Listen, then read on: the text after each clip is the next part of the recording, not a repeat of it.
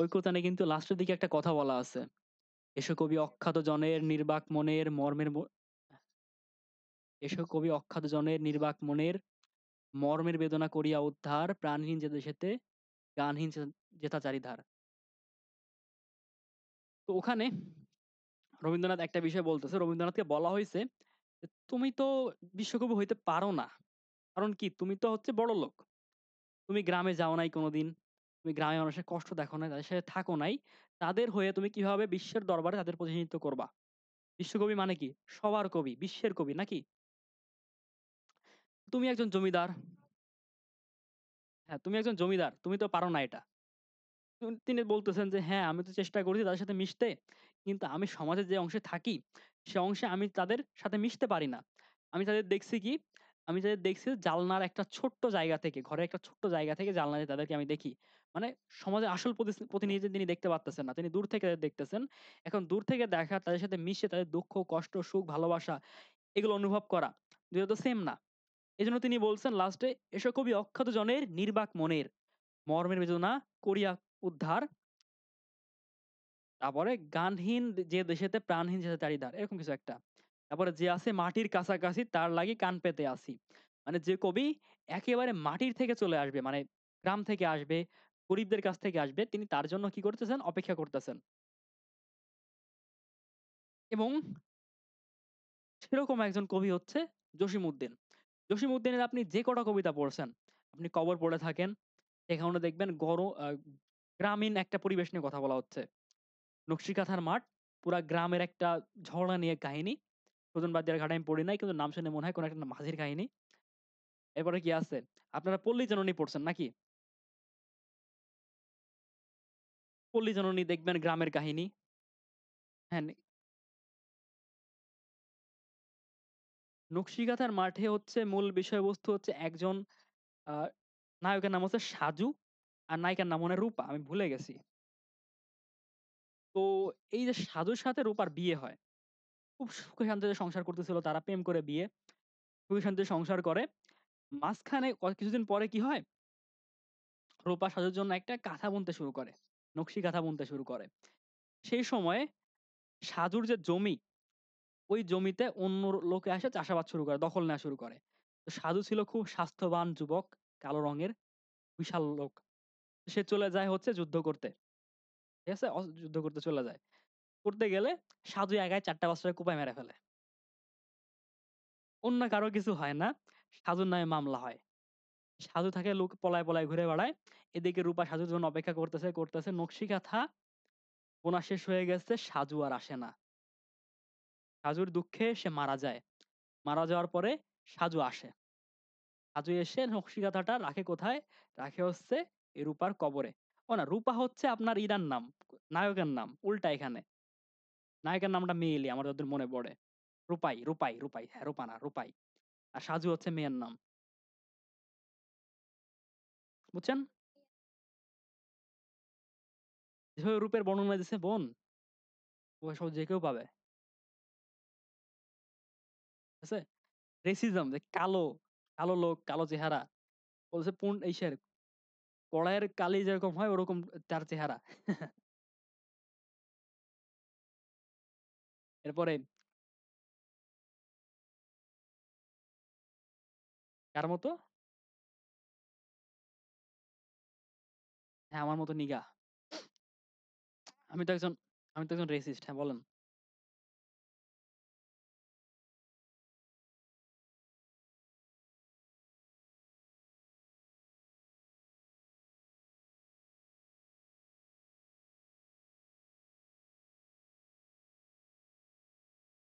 যদি সুন্দর চেহারা কারণ সুন্দর যদি না হইতো আপনি পড়তেন? হ্যাঁ?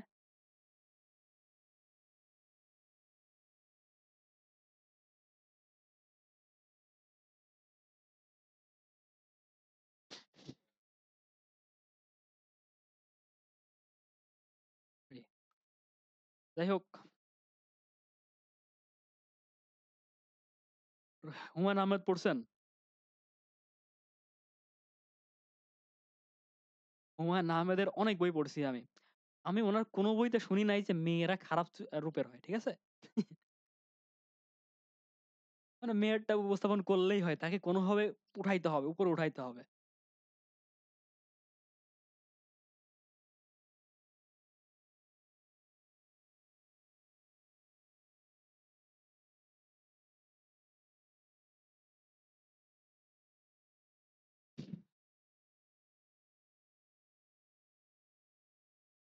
জাফর ইকবালের বেশি বই পড়িনি আমি। জাফর ইকবালের বই পড়তেই দীপু নাম্বার 2, আমার বন্ধু রাশেদ, ২ টাই পড়ছি। আর মনে হয় তেমন কিছু পড়ি নাই। আরেকটা মনে হয় যে টুনির একটা মনে হয় পড়ছিলাম। ছোট্ট ও আরেকটা পড়ছিলাম। আরেকটা পুরস্কার পাইছিলাম। রাতুলের দিন, রাতুলের রাত্রি। বাজে বই। খুব একটা ভালো না। মানে বাজে বই বলতে মানে লেখনীটা খুব একটা ভালো না। কাহিনী অতটা ডেপথ নাই। বলেন, আমি হচ্ছি পড়ে বড় হইছি হচ্ছে সত্যজিৎ রায়। তারপরে কি আছে? শরদিন্দু। তারপরে হচ্ছে আর কি আছে? বিভূতিভূষণ, বঙ্কিমচন্দ্র, শরৎচন্দ্র, এগুলা পড়ে বড় হইছি আমি। এরপরে যখন বড় হইছি তখন পড়ছি আমি আর্থার কোনান ডয়েল। তারপরে পড়ছি হচ্ছে আলেকজান্ডার দুমা।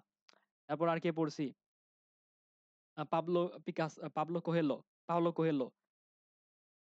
কি যে- হ্যাঁ, অ্যালকেমিস্ট। অ্যালকেমিস্টই পড়ছি শুধু। তারপরে জর্জ অরওয়েল, এগুলা পড়ে। হ্যাঁ, পাওলো কোহেলো অ্যালকেমিস্ট আমি ইংলিশে পড়ছি আমি। অ্যানিমাল ফার্ম, ওটা আমার কাছে এখনো আছে। অ্যানিমাল ফার্ম বেস্ট বই। ইংলিশে পড়ছি, বাংলায় পড়লে মজা নাই। শুধু বাংলাদেশ না, অনেকটা না, পুরোটাই যাবে, পুরোটাই যায়। শুধু বাংলাদেশ না, পৃথিবীর যত দেশে বিপ্লব হয়েছে তার সাথে আপনি মিল পাবেন। ওকে, আমরা পড়ার থেকে চলে আসি, প্রতিদান পড়তেছি না আমরা। তো প্রথমে প্রতিদান জসীমউদ্দিন, আমারে ঘর ভাঙিয়েছে যে বা, আমি বাজি তাহার ঘর, আপন করিতে কাঁদিয়া বেড়াই, যে মরে করেছে পর। তাহলে উনি দুইটা কাজ করতেছেন এখানে, প্রথম লাইনে, প্রথম দুইটা লাইনেই কি করতেছেন? যে তার ঘর ভাঙতেছে, তিনি কি করতেছেন? তার ঘর বেঁধে দিয়ে আসতেছেন। তিনি তাকে আপন করতে কেঁদে বেড়ান, যে তাকে কি করছে? যে তাকে পর করছে। যে মোরে করিল পথের বিভাগী, আমি পথে পথে আমি ফিরি তারি লাগি। দীঘল রজনী তরে, তার তরে জাগি, ঘুম যে হেছে মোর। দীঘল রজনী মানে কি? দীর্ঘ রাত। তার তরে জাগে, যে তার ঘুম হরণ করেছে। আমারে ঘর ভাঙেছে যেবা, আমি বাঁচি তার ঘর। তাহলে এই লাইনটা কতবার আছে? ২ বার এখান পাইলাম। ঠিক আছে? ২ বার পালাম এখানে ২ বার পালাম, সামনে দেখি কতবার পাই। আমারে কুল ভাঙিয়েছে যেবা, আমি বাজি তাহার কুল, বা আমি তার কুল বাঁধি। তাহলে তার কুল যে ভাঙছে, তিনি তার কুল বেঁধে দিয়ে আসেন। যে গেছে বুকে আঘাত করিয়া, তার লাগে আমি কাঁদি। কবি কার জন্য কাঁদেন? যে তাকে বুকে আঘাত দিছে। যে মোরে দিয়েছে বিষে ভরা বাণ। বিষে ভরা বাণ মানে কি? খারাপ কথা, তাই না? তিনি তার জন্য কি করতেছেন? তিনি তাকে দিচ্ছেন বুক ভরা গান। কাঁটা পেয়ে আমি তারে ফুল দান করি, সারাটি জনম তর। কবিকে যে কাঁটা দেয়, কবিতায় কি দান? ফুল দান। টাকা পয়সা দেয় না? কোন লাইন আছে টাকা পয়সা দেওয়ার?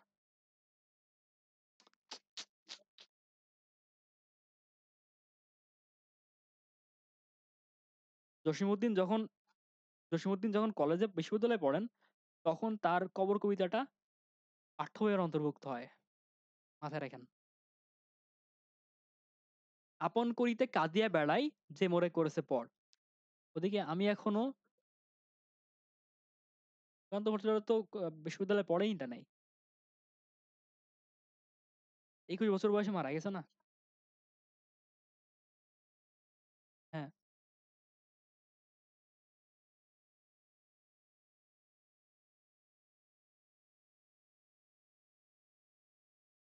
পাঠায় দিয়েন। আপনাদের ডিসকাশন গ্রুপেই দিয়েন। সবাই পড়ুক নাকি? আমরা সবাই সাহিত্য রস আহরণ করি। কি বলেন তামিম? আপন করিতে কাঁদিয়া বেড়াই, যে মোরে করেছে পর।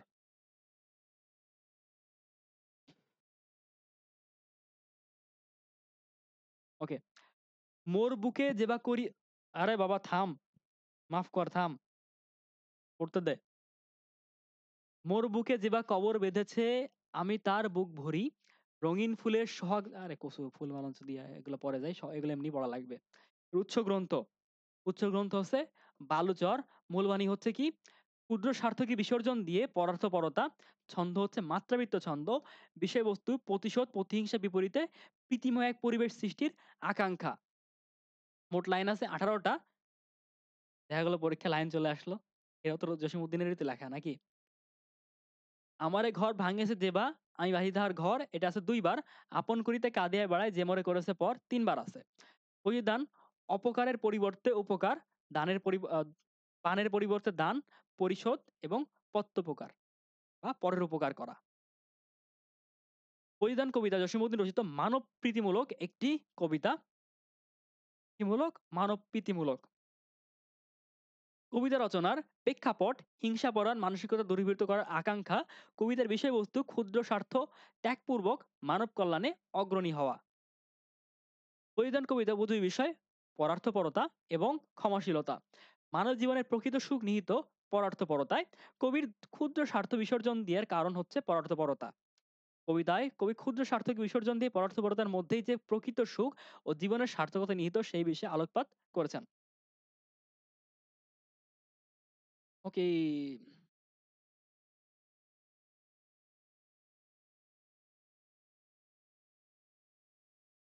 ইনশাআল্লাহ। বই পড়বেন না? একেবারেই পড়বেন না?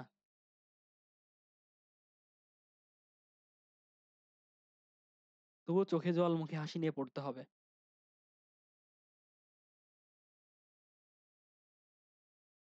হ্যাঁ? কারণ আমরা ৩ টা বই মিলে লেখছি একটা স্লাইড।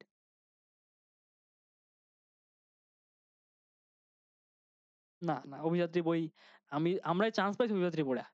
তা সত্যি কথা বলতে অসুবিধা কি, তাই না?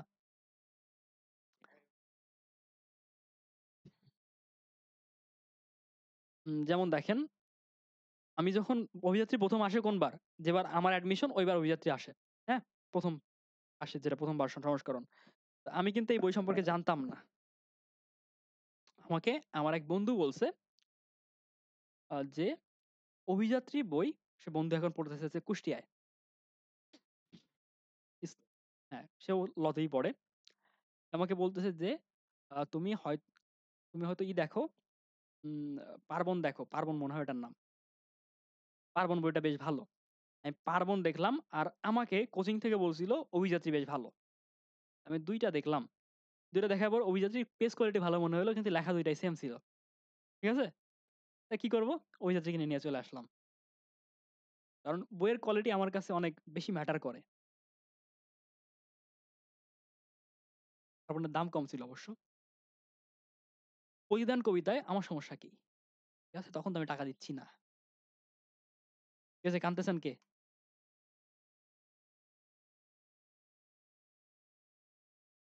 ও। কবিতায় কবি বিশ্বাসী পারস্পরিক সমঝোতা, সাম্য, বিশ্বভ্রাতৃত্বে।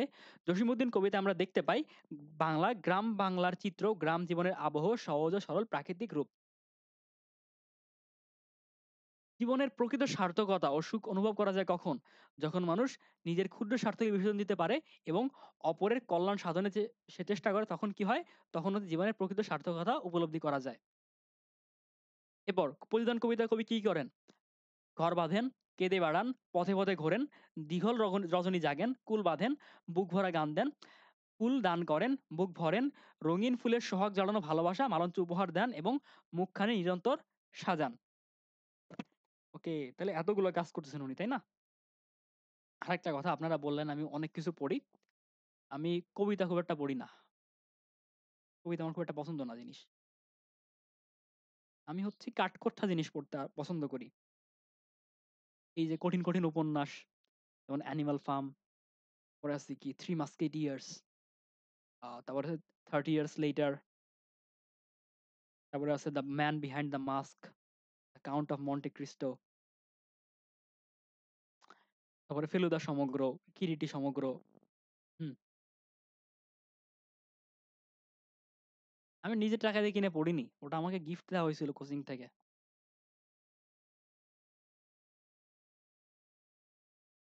হ্যাঁ, ওই রূপাই নকশিকাঁথার মাঠ।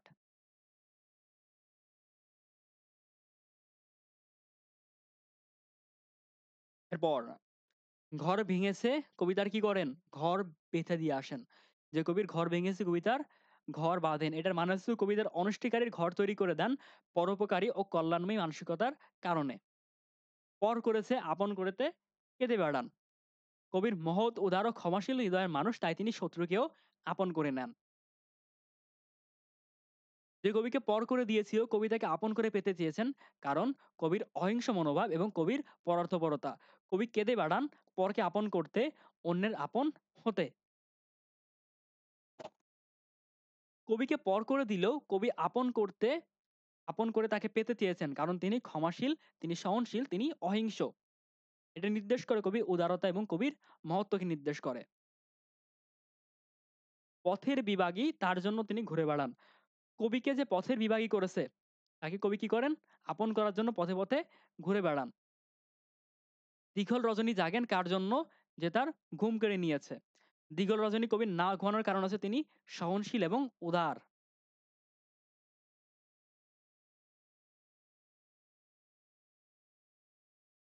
ওই ওই সেটা বিভাগী। বিরাগী হবে তাই? র এর ফোঁটা ওঠে নাই তাইলে।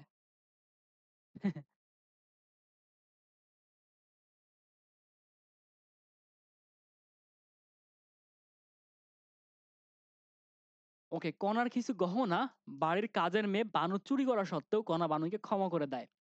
প্রতিদান কবিতায় এই কাজটির সাথে নিচের কোন লাইনটার মিল পাওয়া যায়? তা হচ্ছে, আমারে ঘর ভাঙিয়েছে যেবা আমি বাঁচি তাহার ঘর, আমারে কুল ভাঙিয়েছে যেবা আমি বাঁচি তাহার কুল। কুল ভাঙার বিনিময়ে কুল বেঁধে দেওয়ার কারণ কি? স্নেহপরায়ণতা, মহানুভবতা এবং কৃতজ্ঞতা। কবি আঘাতের পরিবর্তে কি দেন? ভালোবাসা দেন, মানে ফুল দেন, তাই না? এবং ক্ষমা করে দেন।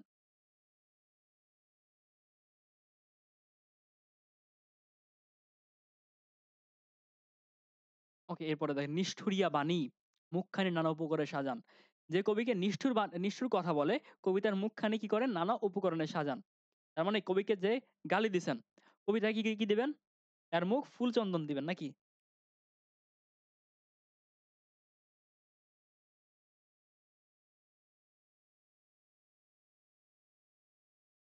ওকে, এবার প্রশ্নের উত্তর। কবিকে যে পর করেছে তাকে আপন করার জন্য কবি কেঁদে বেড়ান কেন? কেন কেঁদে বেড়ান তিনি বলেন?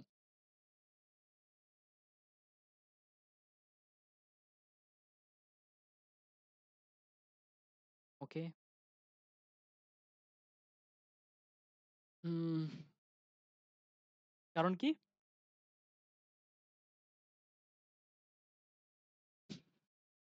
এরপর প্রতিদান কবিতায় কবি কণ্ঠে কোন আকাঙ্ক্ষা ব্যক্ত হয়েছে? প্রতিদান কবিতায় কবি নিজে কষ্ট পেয়েও সবার সঙ্গে মানবিক আচরণ করার প্রকাশ ব্যক্ত করেছেন। তার লাগিয়া আমি কাঁদি, কবি কার জন্য কাঁদেন? কবির বুকে যে আঘাত করেন, তাই না? কবি কার কুল বাঁধেন? কবি তার কুল বাঁধেন যে তার কুল ভাঙে, কারণ তিনি সমাজকে প্রতিহিংসার হাত থেকে রক্ষা করতে চান। কাটা পেয়ে তারে ফুল করি দান, সারাটি জনমভর। কবি কারো কাছ থেকে আঘাত পেলে তাকে সারা জীবন তিনি কি করেন? ভালোবাসেন। এগুলো একটু পড়ে নিয়েন তো। আমার ক্ষুধা লাগছে। এই না। কি হইছে? অবশ্যই আছি। কি বলেন আপনারা? আমি যতদিন রোজা না, সকালে একটু লাগে, পরে ঠিক হয়ে যায় সব। একটা জিনিস কি, এই বছর রোজায় আমার বিন্দুমাত্র কষ্ট হচ্ছে না। বিন্দুমাত্রও না। কিন্তু এবছর রোজায় আমি সবথেকে বেশি ব্যস্ত। আপনাদের ক্লাস নেওয়া লাগে কয়টা পর্যন্ত? ১০টা পর্যন্ত প্রায়, তাই না? এরপরে আমার ক্লাস করা লাগে ৩টা পর্যন্ত। ক্লাস করার পরে এরপরে নিজের পড়া লাগে। প্রতিদিন পরীক্ষা থাকে বলতে গেলে। ঠিক আছে? আজকে ১০ তারিখ, আর পরীক্ষা নাই। থাকতেও পারে। আজকে বলতে পারে পরশুদিন একটা পরীক্ষা দাও। না, না, পড়ালেখা করা লাগে না। একটু করা লাগে। কই পরীক্ষার আগের রাতে।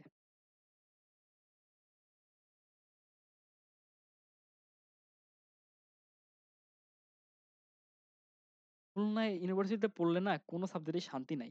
সবকিছুতে পড়া লাগে। To be honest. না, না, ফার্স্ট ইয়ার, সেকেন্ড ইয়ারে আপনি অন্য কিছু পড়বেন। যেমন আমরা তো ল পড়ি, তাই না? আমাদের তো শুধু আইন পড়ার কথা। আমরা কি পড়ি আপনাকে বলি। আমরা শুরু করি ইংলিশ দিয়ে। আমরা ইংলিশ পড়ি, ইংলিশ ফর ল। আমরা পড়ি হচ্ছে history of Bangladesh, legal history of Bangladesh. History of Bangladesh হচ্ছে আলাদা হিস্ট্রি, যে আমরা যে 9-10 হিস্ট্রি বই পড়ে আসি না? হ্যাঁ, লিগ্যাল হিস্ট্রি আসলেই লিগ্যাল। ল এর ইতিহাস বাংলাদেশ মানে উপমহাদেশে। তারপরে আর কি আছে? এরপরে পরের টার্মে পড়ি আমরা ইকোনমিক্স পড়ি, সোশিওলজি পড়ি, পলিটিক্যাল সায়েন্স পড়ি, কম্পিউটার সায়েন্স পড়ি। আর কি পড়ি? ওয়ার্ল্ড হিস্ট্রি পড়ি। হ্যাঁ, কম্পিউটার সায়েন্স লাগবে না? আমরা স্ট্যাটিস্টিক্স পড়ি, জানেন? আমরা স্ট্যাটিস্টিক্সও পড়ি।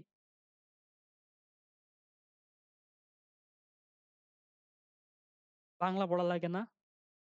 এম আর কি? ইলেকট্রিক্যাল ইঞ্জিনিয়ারিং পড়া লাগে না? ফার্মেসি পড়া লাগে না। কিন্তু মেডিকেল জুরিসপ্রুডেন্স আবার মাস্টার্সে যেয়ে পড়া লাগে।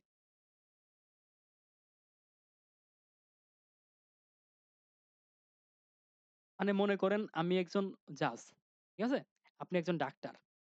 আপনি আমাকে কাঠগড়ায় এসে ভুলভাল বুঝাইতে চলে গেলেন। যে না, এই রক্তটা কাটা অপারেশন করছেন পায়ের, হাতের রগ কাটছেন, বলছেন না পাটা জোড়া দেওয়ার জন্য এটা দরকার, এটা কানেক্টেড। আমি যদি কিছু না বুঝি, আমি তো আপনার কথা মেনে নিব। তাই কি হইতে পারে? এজন্য সবকিছু জানতে হয়। এরপরে স্ট্যাটিস্টিক কেন পড়ি? আমাদের তো রিসার্চ করতে হয়। আমার রিসার্চ টপিক শুনবেন নাকি?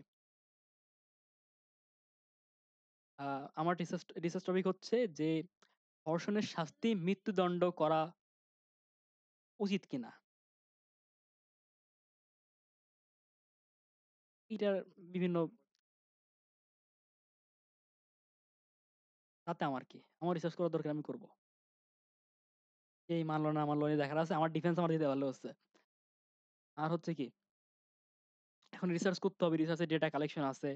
তারপর হচ্ছে বিভিন্ন সফটওয়্যার ইউজ করার জন্য স্ট্যাটিস্টিক দরকার, বিভিন্ন ক্যালকুলেশনের জন্য স্ট্যাটিস্টিক দরকার। কম্পিউটার সায়েন্স কেন দরকার? এই যে কম্পিউটারে বিভিন্ন হালকা পাতলা কাজ ডিজাইন করা, স্লাইড বানানো, তারপর হচ্ছে টাইপ করা, তারপর হচ্ছে Microsoft Word, Excel, PowerPoint, Zoom, Zotero, এগুলো করার জন্য সিএসসি এর কোর্স দরকার হয়।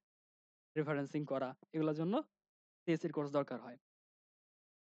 এই কম্পিউটার সায়েন্সের আন্ডারে কোর্স, তো সিএসসি এর আন্ডারে কোর্স। ওটার কোর্সের নাম হচ্ছে বেসিক কম্পিউটার স্কিল। কথা হচ্ছে এটার পিরিয়ড হচ্ছে ৬, মানে ৬টা ক্লাস সপ্তাহে। এটাই তো যারা মোটামুটি আমরা পারি আগে থেকে, সবারই 4 চলে আসে। 4 আউট অফ 4 চলে আসে।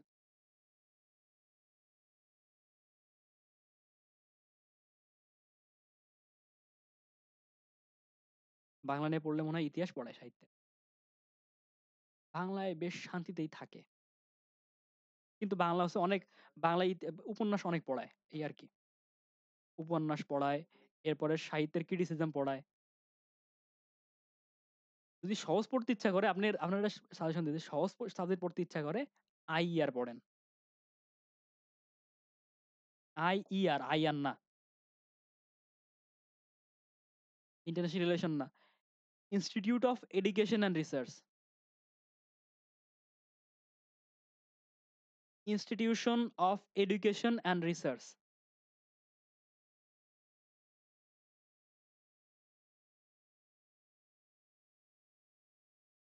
না, এটা একেবারে কম পড়া যায়। আমাদের এক মাস্টার্সের ভাই আছে আমাদের রুমে। তারা দেখি যে খুব চিল, আমরা প্রেশারে মরে যাই। ভাই 4th ইয়ারে পড়ে, মাস্টার্সে পড়ে, কোনো প্রেশার নাই ভাইয়ের। সিজি কিন্তু খারাপ না। সিজি 7 এর উপরে, 3.7 এর উপরে। 3.7 সামথিং।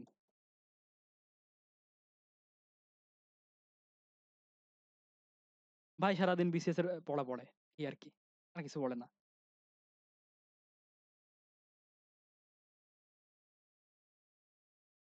আপনাদের একটা কথা বলি। আমি জীবনে কোনোদিন জিপিএ 5 পাইনি। আমি এখনো জিপিএ 5, আমার শোনেন, কাহিনী শোনেন। আমার হচ্ছে এই ক্লাস 5 এ পিএসসি পরীক্ষা 4.83। তারপরে 8 এ 4.50। এরপরে যেন কত? SSC 4.56, HSC 4.67। এ হচ্ছে আমার ইতিহাস।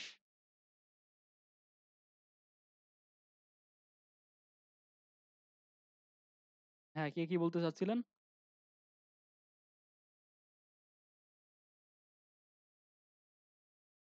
হ্যাঁ, খুলনা গুচ্ছের মধ্যে ছিল।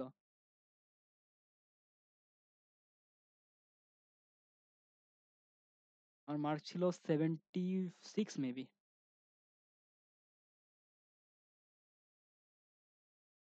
জিপিএ ছাড়া, হ্যাঁ, জিপিএ তো ছিল না গুচ্ছে।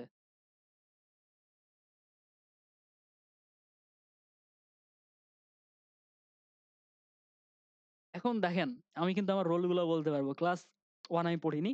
ক্লাস 2 তে রোল ছিল আমার 48। ক্লাস 3 তে রোল হলো আমার 18। ক্লাস 3 তে রোল 18। ক্লাস 4 এ রোল হইলো আমার কত জানো? 24 মনে হয়।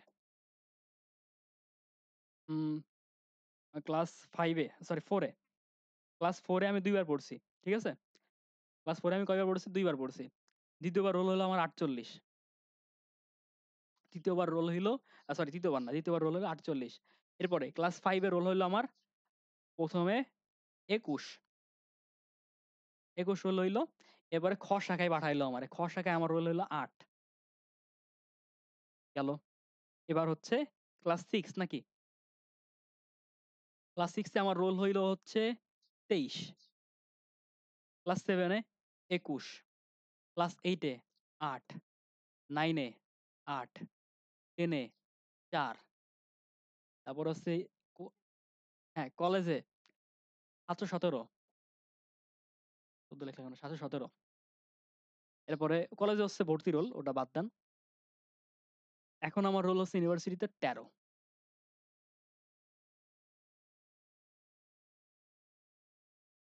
ভর্তি রোল কিন্তু হচ্ছে ওই মেরিট অনুযায়ী তো ১৩ নম্বর আমি, এজন্য ১৩ তে আমার রোল।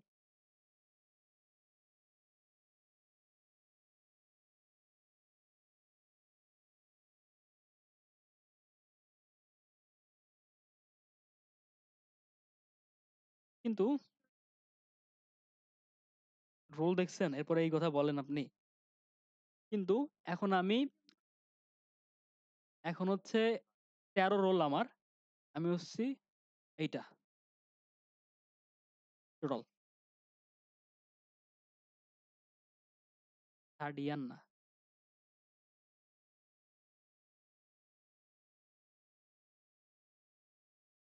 1st, 2nd, 3rd। হুম? 1st, 2nd, 3rd আমি হচ্ছে এইটা। আমার ক্লাসে, হ্যাঁ। আমি রোল ১৩। আমি হইতে চাই কোনটা জানেন? না, আমি হইতে চাই 2nd। উম আমার শোনেন, একটা জিনিস কি? মানুষ ১ম কে মনে রাখে।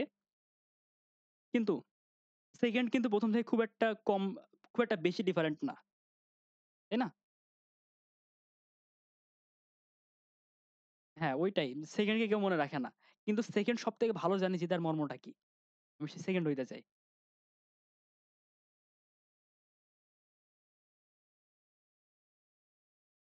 আমি তো 1st হইতে চাইলে 2nd হইতে চাই, 2nd হইতাম হয়তো। কিন্তু একটা জিনিস কি, 3rd এ মজা আছে। কি মজা জানেন? 2nd হইলে আপনার মনে হইতো, ইস! আরেকটু চেষ্টা করলে না 1st হয়ে যাইতাম। 3rd হলে ওই আশাটা থাকে না। আমি রেজাল্ট যতবার দেখি, আলহামদুলিল্লাহ আমার পজিশন ঠিক আছে।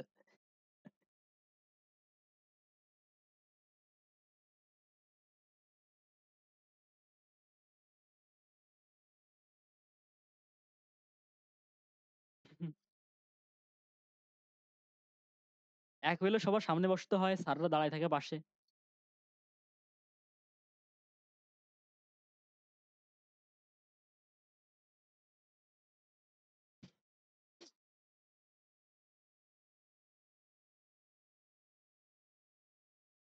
না, বোতল ঠান্ডা তো। আসার সময় দেখলাম কুয়াশা পড়ছে।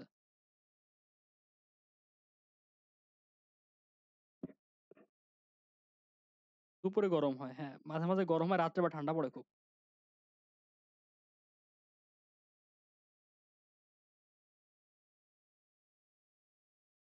হুম, ওকে।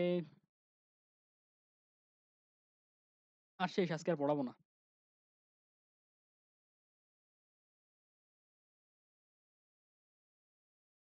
না, আমার কোনো পার্সোনাল ওপিনিয়ন নাই। এত ভালো মানুষ আমি না। যে আমার ঘর ভেঙে দিছে, আমি তার ঘর বাঁধিয়ে দিয়ে আসবো। আমার ঘর ভাঙছে, আমি যে ঘর বাঁধিয়ে দিয়ে আসবো। অত বড় ভালো মানুষ নাকি আমি?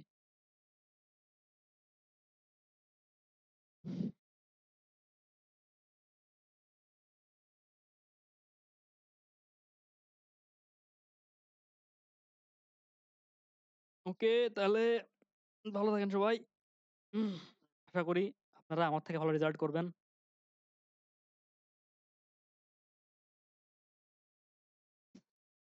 চান্স পাওয়ার থেকে সাবজেক্ট চয়েস কঠিন। মাথায় রাখেন আমার কথাটা।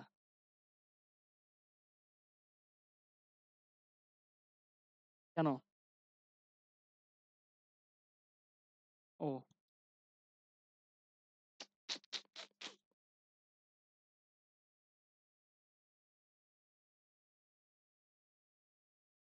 আমি যখন ক্লাস 2 তে পড়ি, তখন আমি গেছিলাম দাঁত উঠাইতে।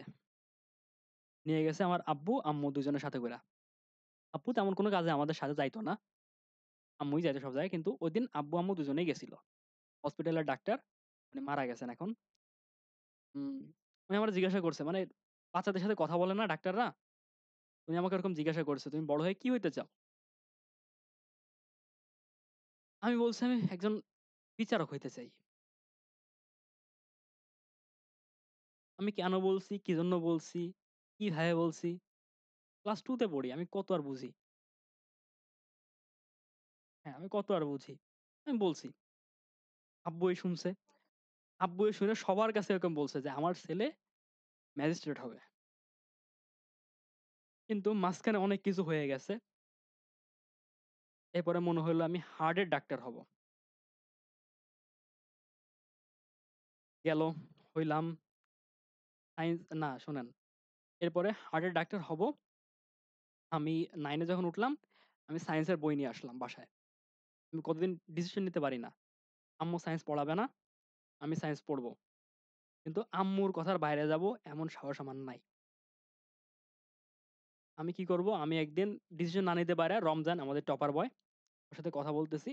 ও বলে আমার একটা কম্পিটিটর দরকার। এখন আমি তো ভালো স্টুডেন্ট না। কিন্তু আমি যে ও কথাটা বলছে কম্পিটিটর দরকার, আমার মনে তো আশার সঞ্চার হয়েছে যে আমার কথা বলতেছে। আমি বই নিয়ে চলে আসছি। বাসায় আনছি। আম্মুরে বই দেখাইছি। আম্মু বলে, "তোমারে আমি এই পড়াচ্ছি না। আর্টসের বই স্কুলে নাই।" আমি এটা বললাম। আম্মু বলছে কি, "তোমার লাগবে না বই। আমি তোমার বই ব্যবস্থা করে দিচ্ছি।" আম্মু ফোন দিছে আম্মুর মামাতো ভাই, মানে আমার মামারে। মামাকে ফোন দিছে। মামা বলছে, "আচ্ছা ঠিক আছে।" মামা কলেজের টিচার ছিল। মামা বলছে, "আচ্ছা ঠিক আছে, আমি জোগাড় করে দিচ্ছি।" ওই দিনই আমার বই চলে আসলো। বই চলে আসলো, গাইড চলে আসলো। আমার ওই দিনই পড়তে হবে। মানে আমার কথা ছিল কি, মানে আমার ভাই আমাকে আমার মামাতো ভাই বুঝাচ্ছে আমারে, যে, "তুমি হয়তো আর্টস নিবা, নাহলে সায়েন্স নিবা।" আমি বললাম, "তাহলে আমি একেবারে খারাপটা নিবো কেন? আমি তাহলে কমার্স নিই।" বলতেছে, "না, কমার্সে সিট নাই।" কারণ কমার্সে সুমন ভাইয়া পড়ছে। সুমন ভাইয়া বেজায় ভালো স্টুডেন্ট। কিন্তু সে সফল হইতে পারে নাই। কোন ইউনিভার্সিটিতে চান্স হয় নাই তার। এমনকি সুমন ভাই এতটা ভালো স্টুডেন্ট, কমার্সে এত ভালো, উনি না ব্যবসা করতেছে উনার কমার্সের স্কিল গুলো ব্যবহার কইরা, উনি ব্যবসায় সফল। ঠিক আছে? ছোট্ট একটা বিজনেস দিয়ে শুরু করছিল। উনি এখন এলাকায় সবথেকে বড় বিজনেসম্যান। ঠিক আছে? বুঝেন যে উনার এডুকেশনাল লেভেল কত ভালো ছিল। তো যাই হোক, আমারে বলল, "না, ওটা নেওয়া যাবে না। ওখানে সিট কম, আর্টস নাও।" নিলাম আর্টস কষ্ট করে, কিন্তু আমার পড়তে ইচ্ছা করে না। আমি ক্লাস 9 এ ফোকাসই করতে পারি নাই। আমার ভুগতাম আমি। আমি কাদের সাথে পড়তেছি? আমি কি পড়তেছি? কেন পড়তেছি? আমি কোন লক্ষ্যই খুঁজে পাচ্ছি না। পরে যখন উম আম্মু আমারে পড়াবে না। আর রিয়ালিটি এমন যে আমি বলতে পারব না যে আমারে পড়াইতেই হবে।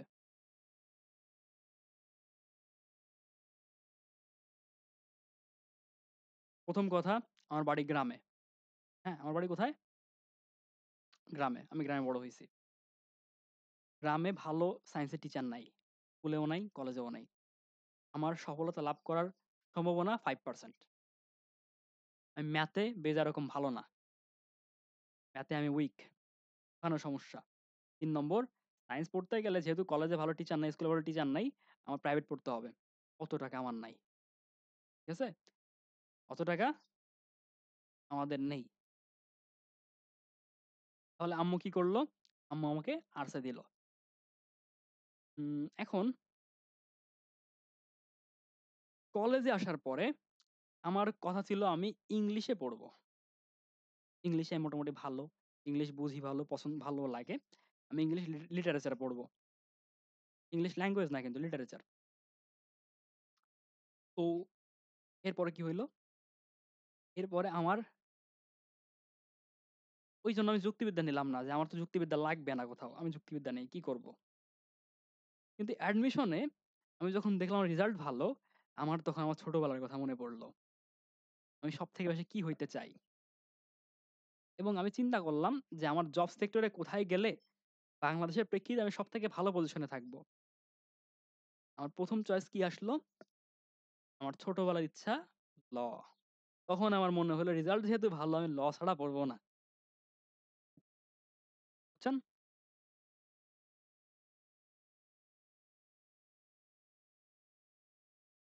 আ কিন্তু কষ্ট বেশি। ভালো সাবজেক্ট, কষ্ট বেশি। কিন্তু মজা আছে। নিজের মন থেকে পড়লে মজা আছে। আমার অনেক ফ্রেন্ড আছে ডিপ্রেশন এ চলে গেছে। কারণ হুম?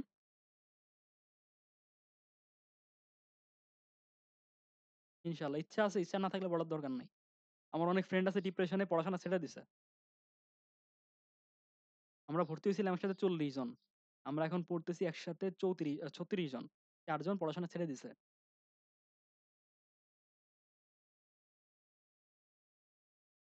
ডিপ্রেশন এ আছে অনেকে। কেউ কিছুই করতেছে না, কেউ ব্যবসা করতেছে।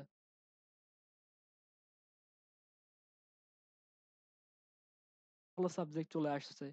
কিন্তু একটা জিনিস কি আপনার মানে আরেকটা জিনিস কি আমাদের কোচিং এ যখন আমরা ক্লাস করি আমাদের বলা হয় পড়াশোনা নাই, ইউনিভার্সিটি পড়াশোনা নাই। যাবা, আসবা, চলে আসবা, প্রেম করবা, এই করবা, সেই করবা। যখন দেখতে হয় বড়, বড় ২ টা বই ১ম দিনই ধরায় দেয় যে মুখস্থ করো কালকে বা এটা পড়তে হবে কালকে থেকে, তখনই রিয়ালিটি চোখের সামনে খুলে যায়। এজন্য আমি আপনাদের কোনদিনই বলি নাই যে ইউনিভার্সিটিতে পড়াশোনা নাই।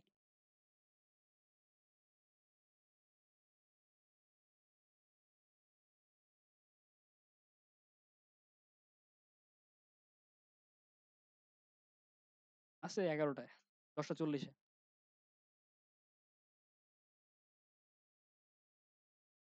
ও ভালো কথা। কালকে আমার কোর্ট ভিজিট আছে। আপনাদের কালকে বেশিক্ষণ ক্লাস নিতে পারব না। কালকে ছোট, ছোট ২ টা টপিক পড়ে আমি শেষ করে দিব। ওকে? না বিলাসী পড়াইনি এখনো। বিলাসী ক্লাস সবগুলা শেষ হোক। বাসায় বসে ঠান্ডা মাথায় ঘুমে ক্লাস নিব ল্যাপটপে। ঠিক আছে? আপনাদের একদিন ঘুমের টাইম দিতে হবে। সকালে অনেকদিন ঘুমান না আপনারা।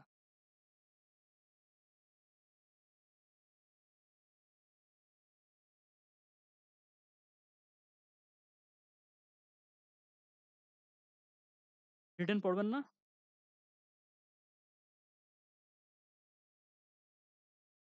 তাহলে তো রিটেন লাগবে আপনার। সাইকেল 2 তো লাগবে তাইলে।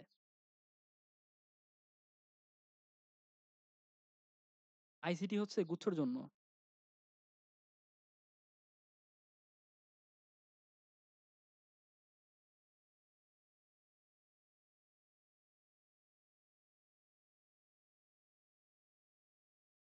হ্যাঁ, খুলনার জন্য তাহলে ফোকাস করেন খুলনারটায়। গুচ্ছ যদি আপনার ফোকাস এখন না হয়ে থাকে, গুচ্ছের জন্য তো সময় পাবেন। ১ মাস সময় পাবেন। হয় কি? আর আপনাদের তো আমরা ছাইড়া যাব না, নাকি? আপনাদের ছাইড়া যাচ্ছি না আমরা। গুচ্ছের আগ পর্যন্ত ছাইড়া যাচ্ছি না, আছি আমরা।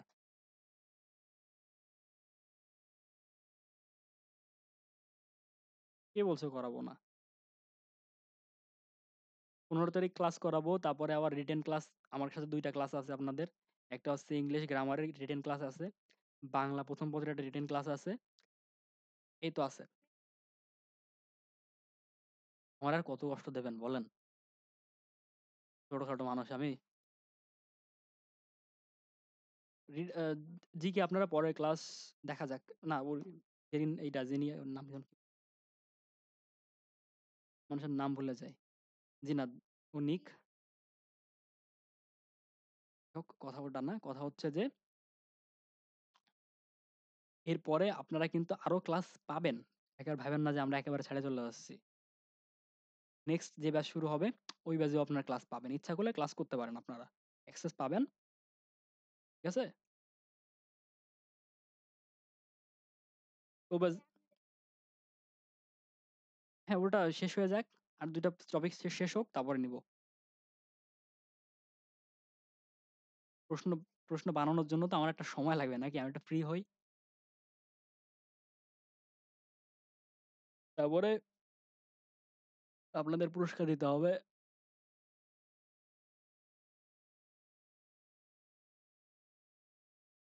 ওকে, তাহলে ভালো থাকেন সবাই। ওয়ালাইকুম আসসালাম। বিদায় হই আমি।